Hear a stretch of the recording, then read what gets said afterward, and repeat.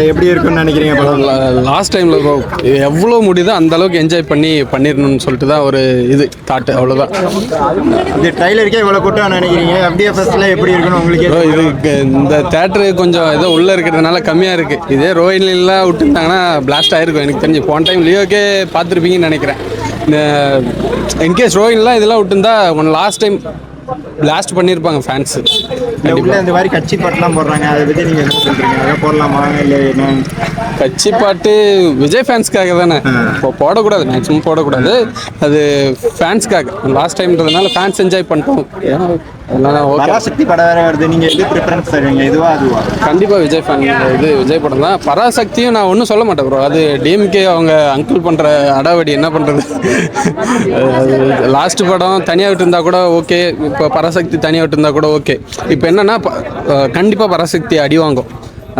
தனியாக விட்டு இருந்தாங்கன்னா சிவகார்த்திகேயன் ஃபேன்ஸ் அவங்க தனியாக இது பண்ணியிருப்பாங்க. ஹீரோ இருக்காங்க, படம் எப்படி இருந்தாலும் நல்லா இருக்கும் ப்ரோ. எத்தனை பேர் நீங்கள் 5 பேர் 6 பேர் எத்தனை பேர் இருக்குனாலும் தளபதி ஒருத்தர் வந்தால் போதும் ப்ரோ, அங்கே பிளாஸ்ட் ஆகிடும்.